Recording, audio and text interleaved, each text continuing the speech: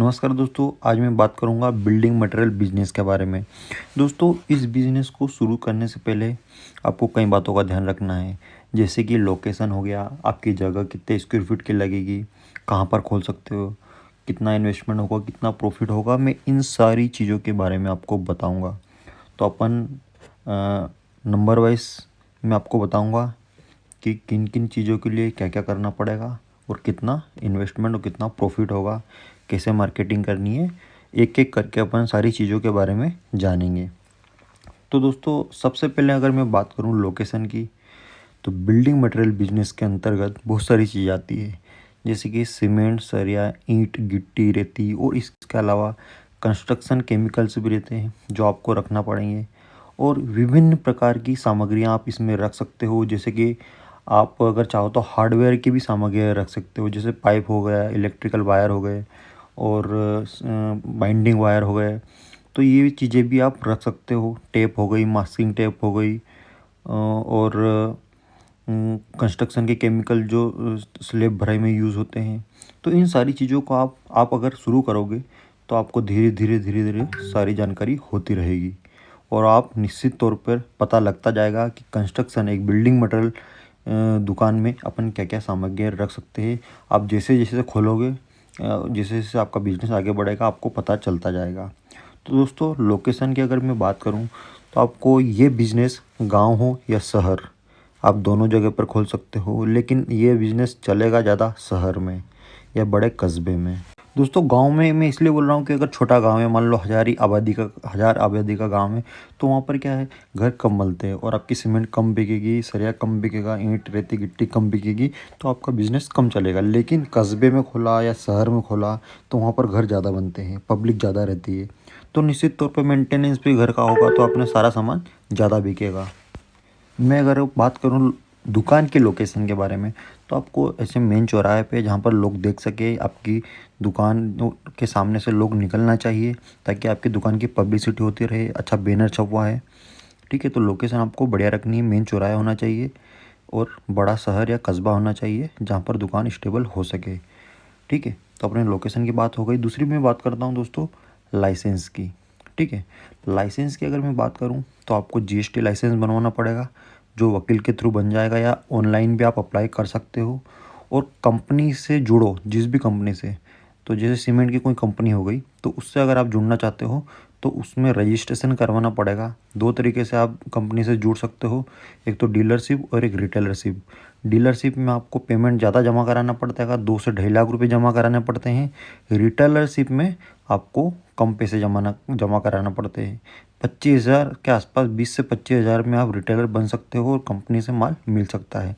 लेकिन आप डीलर के थ्रू जुड़ जाओगे, आपको माल डीलर से मिलेगा अगर आप रिटेलर बनते हो, और अगर डीलर बनते हो तो आपको डायरेक्ट कंपनी से माल मिलेगा। तो प्रॉफिट दोनों में है दोस्तों। तो आप इस बिज़नेस को इस प्रकार शुरू कर सकते हो।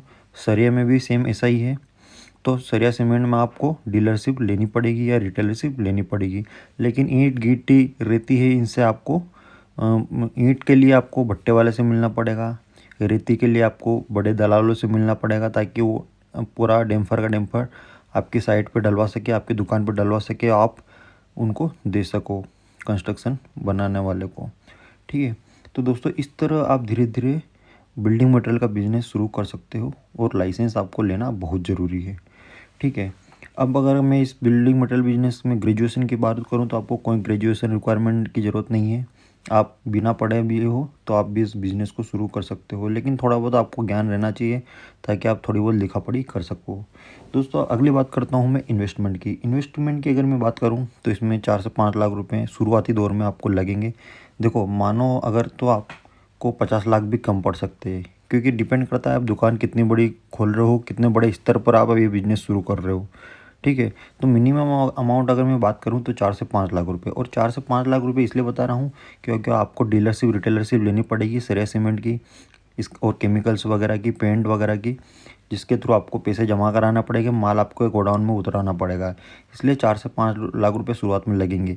और आपको जब अगर भाड़ा चाहिए तो आपको ट्रैक्टर ट्रॉली की भी ज़रूरत पड़ सकती है भविष्य में। शुरुआत में आप किराए से भी लेकर कर सकते हो, लेकिन अगर आप खुद का करना चाहते हो तो ट्रैक्टर ट्रॉली या रिक्शा आपको लेना पड़ेगा। ठीक है। तो दोस्तों इन्वेस्टमेंट में मोटा मोटा 4 से 5 लाख रुपए, और अगर आपकी दुकान खुद की है तो बहुत ही बढ़िया है, और खुद की नहीं है तो आपको किराए का भी पैसा देना पड़ेगा। तो इस बात को आपको साथ में लेके चलना है। तो ये तो मैंने इन्वेस्टमेंट की बात कर दी। इन्वेस्टमेंट में आपको थोड़ा टेबल चेयर वगैरह और थोड़ा डेस्क जमाना पड़ेगा, अच्छे से रैक्स वगैरह लानी पड़ेगी ताकि आप सारा सामान रख सको उसमें। ठीक है, बैनर वगैरह छुपाना पड़ेंगे, तो आपका काम बहुत बढ़िया हो जाएगा।